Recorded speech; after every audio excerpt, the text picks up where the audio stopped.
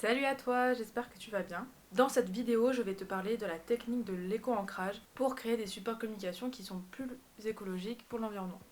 Cette vidéo s'inscrit avec les précédentes vidéos que j'ai déjà fait sur ma chaîne où je parle d'éco-branding, d'éco-couleurs, d'éco-logos. Je te laisse aller voir ça si ça t'intéresse. D'ailleurs, je t'invite à t'abonner si ce n'est pas déjà fait. Mais comme ça, tu seras au courant des prochaines vidéos qui sortiront sur la chaîne. Avant de parler du sujet de la vidéo, je vais rapidement me présenter. Moi, c'est Ludivine, je suis éco-designer de marques ou des entreprises qui respectent l'environnement et l'humain. Et j'accompagne ces entreprises à créer leur image de marque et des supports de communication qui limitent leur impact sur leur environnement. Comment? En utilisant les principes de l'éco-branding et de l'éco-conception graphique. Et si tu connais pas trop ces termes, du coup, je t'invite à voir les vidéos que j'ai déjà faites sur ma chaîne. Maintenant, place au sujet de la vidéo. Donc l'éco-ancrage. Qu'est-ce que c'est?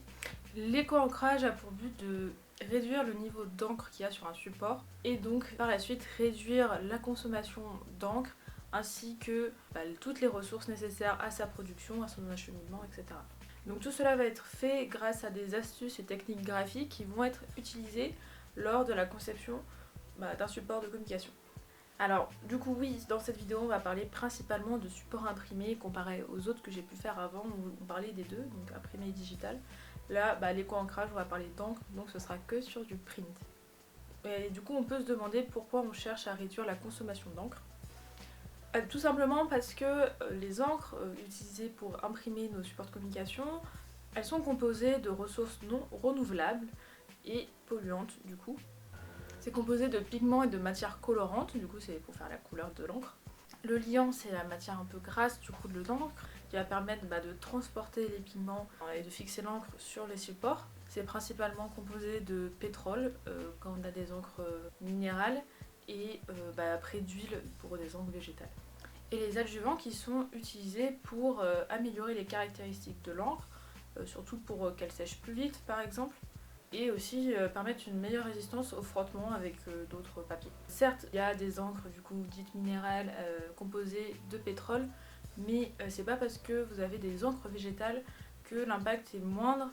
Alors faites attention, du coup, les encres végétales sont certes faites avec des matières naturelles, donc des huiles type palme, colza et autres, mais ça ne veut pas dire que ça va être beaucoup plus respectueux de l'environnement parce que c'est quand même des cultures qui sont issues de la monoculture, qu'il y a peut-être une déforestation où la gestion des sols n'est pas vraiment respectée. Et donc, qui dit moins d'encre sur un support de communication dit ça va être plus facile à désancrer lors de l'étape de recyclage. Et en fait, du coup, cette étape de désancrage lors du recyclage permet donc d'enlever l'encre du papier pour après recréer du papier plus ou moins blanc.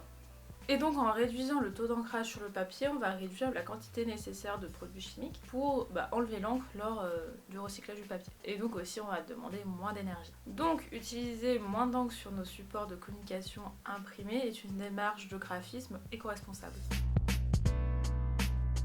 Donc maintenant comment ça fonctionne et quelles sont les astuces graphiques que vous pouvez utiliser?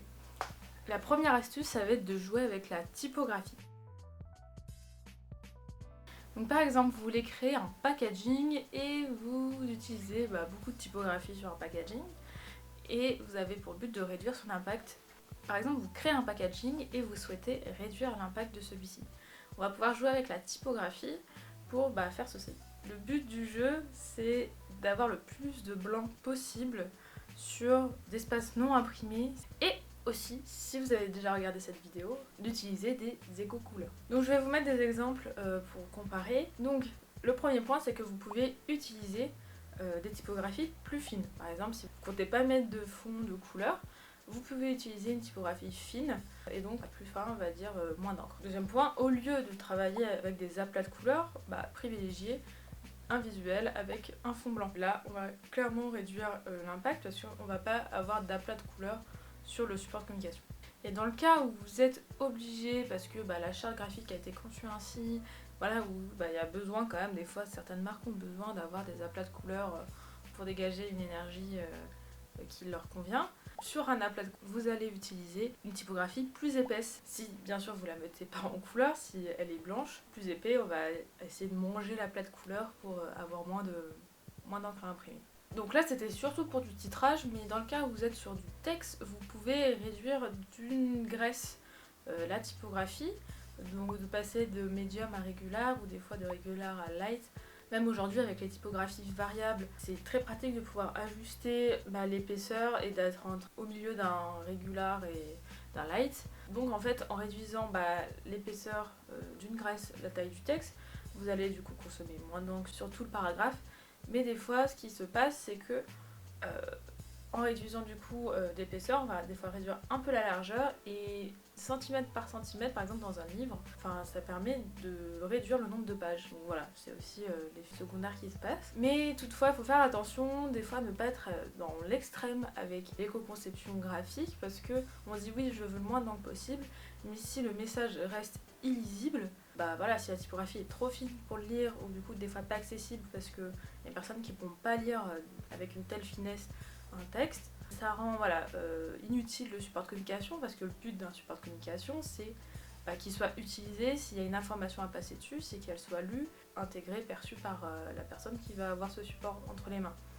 Et donc si c'est pas possible parce que c'est illisible mais ça consomme pas d'encre, du coup c'est écologique, il y aura quand même eu un impact limite inutile parce qu'on aura imprimé, transporté des choses pour que le support soit pas vraiment utilisé parce que pas accessible. Donc voilà, il faut quand même rester dans un équilibre pour que ça soit perçu par tout le monde. Donc ça c'était pour ce qui était du texte. Maintenant on va passer à comment on peut choisir ces images et ces motifs pour des supports de communication.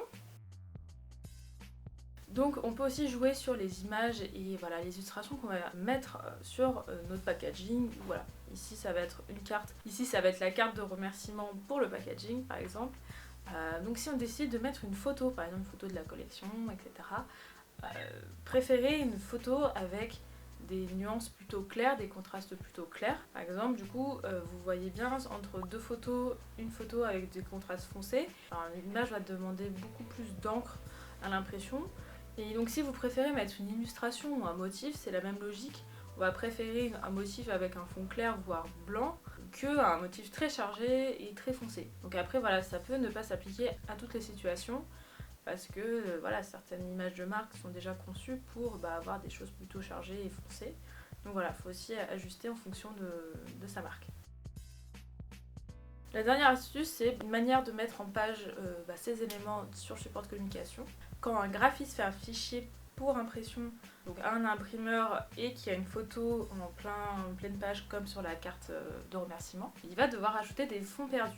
Les fonds perdus, c'est 3 à 5 mm rajoutés lors de l'export du fichier en PDF pour l'impression. En fait, ces 3 à 5 mm, ça permet que lorsque l'imprimeur coupe au format votre support de communication, s'il y a un petit décalage de la machine lors de la coupe, on ne voit pas un bord blanc apparaître. Des fois, un chouïa de millimètre de décalage, et des fois, on voit un petit bord blanc apparaître, et ça on le veut pas, et qu'on n'y a pas pensé, ça demande de réimprimer toute la série, donc on va éviter de surimprimer pour une petite erreur comme ça. Quand il y en a un plat de couleur ou une image qui prend toute la taille du support, il faut ces fonds perdus, et donc ça va être de l'encre ajoutée à l'extérieur du support et qui va être jetée du coup lors de la coupe. Et comme ça va être de l'encre qui va être jetée dans tous les cas, on peut essayer de concevoir notre support de communication pour éviter ces fonds perdus ou limiter leur taille. Par exemple, pour cette fameuse carte de remerciement, au lieu de mettre l'image en pleine page, on pourrait tout simplement avoir l'image avec une bordure, un cadre blanc. Et donc là, pas besoin de fond perdu. Et donc par exemple aussi, quand on crée un packaging et qu'il va avoir des aplats de couleurs, des images aussi, au lieu d'avoir un grand carré d'aplats de couleurs autour pour être sûr, là vraiment il y a beaucoup d'encre qui ne va pas être utilisée. On va donc privilégier des fonds perdus classiques et avoir 2 à 3 mm au bord du patron. Et pour aller un peu plus loin, on peut même penser à quel côté va être vu, visible. Par exemple, il y a des rabats qui vont être collés, il y a des rabats qui vont être à l'intérieur.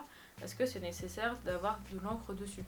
Voir aussi peut-être que le dessous du pack peut être blanc au lieu d'être en couleur. D'ailleurs, si tu as un packaging, un support de communication ou une identité de marque que tu souhaites revoir pour réduire son impact sur l'environnement, je te laisse me contacter pour que je puisse t'accompagner dans cette démarche-là. et trouver des solutions graphiques idéales pour tes besoins. Pour vous donner un exemple très concret, je vais vous parler du chocolat de La Fourche. La Fourche est un magasin en ligne bio. Moi j'utilise La Fourche et donc j'ai reçu leur newsletter. Dans cette newsletter, ils mettaient en avant le fait qu'ils avaient revu leur packaging du chocolat particulièrement. Et donc ils sont passés de ce packaging là à celui-là. Et du coup, ils l'ont réalisé dans une démarche d'éco-ancrage, d'éco-conception graphique pour réduire le taux d'ancrage qu'il y avait sur leur packaging de chocolat. D'ailleurs, ça a été fait suite au rebranding de la marque, parce que vous voyez ici, ils n'ont pas la même identité que sur le nouveau packaging. Ils ont dû sûrement faire un calcul pour voir du coup le niveau d'ancrage est l'équivalent en CO2 que celui-ci produisait. Et donc avant on avait plus de 99% d'encre sur le packaging, ce qui n'était pas mauvais parce qu'on était en dessous des 100%, mais clairement on pouvait faire mieux parce que sur le précédent il y a un bleu assez foncé et il y a aussi un appalat beige pour faire un sorte de blanc, mais c'est quand même de l'encre qui est imprimée. Sur le nouveau, le packaging est sur un fond blanc, donc que sur le papier, et là ils ont vraiment travaillé des illustrations avec des lignes et même aussi ils ont un encadré juste avec une ligne pour vraiment stocker toutes les infos importantes à l'avant. Et donc sur le nouveau, ils sont à 38% d'encre, donc drastiquement moins. D'ailleurs, ils ont commencé à faire d'autres packaging de leurs produits, comme l'huile d'olive et la lessive, et je trouve que ça rentre bien dans une identité, surtout pour leur type de produit. Je trouve ça plutôt sympa. Donc en fait, je voulais vous montrer cet exemple pour vous montrer que éco-conception graphique, éco-ancrage ne veut pas dire moche, sans goût, sans vie, etc. Ça peut quand même être super intéressant, super sympa. Et l'exemple de La Fourche le montre très bien. Et en fait, il suffit juste de jouer avec les contraintes graphiques. Pour conclure, tu l'auras compris, il existe plusieurs astuces graphiques pour réduire l'impact de tes supports de communication. Je trouve que c'est des choses assez simples à mettre en place et qui peuvent rendre des choses super sympas. L'idéal reste d'avoir ces principes-là dès le début de la création de l'identité de marque, donc surtout par exemple avec des éco-couleurs ou dans la définition de l'utilisation des éléments graphiques de l'identité. Est-ce qu'on va avoir plein d'aplats de couleurs? Est-ce que c'est à ce moment-là qu'un peu tout se décide? Mais n'empêche, une marque peut évoluer et on peut la faire évoluer vers une pratique plus éco-responsable. Et donc si tu ne connais pas l'impact de tes supports de communication et que tu aimerais en savoir plus, et par la suite potentiellement les faire évoluer pour réduire leur impact, envoie-moi un message et je serai ravie d'échanger avec toi pour les faire évoluer et les rendre un peu plus écologiques. Et d'ailleurs, si tu as des questions sur l'éco-ancrage, je te laisse mettre un commentaire sous cette vidéo et j'hésiterai pas du tout à te répondre. Avant de partir, je t'invite à t'abonner à la chaîne pour que tu sois au courant des prochaines vidéos qui vont sortir sur la chaîne. Des vidéos sur l'éco-conception graphique, l'éco-branding et du packaging. Si tu connais des entrepreneurs, des freelances, des marques ou des amis qui pourraient être intéressés par ce sujet-là, par cette vidéo, n'hésite vraiment pas à partager. Je suis aussi très présente sur Instagram, donc je pense qu'on peut se retrouver là-bas pour d'autres conseils en éco-conception graphique. Et je te dis à très vite. Ciao!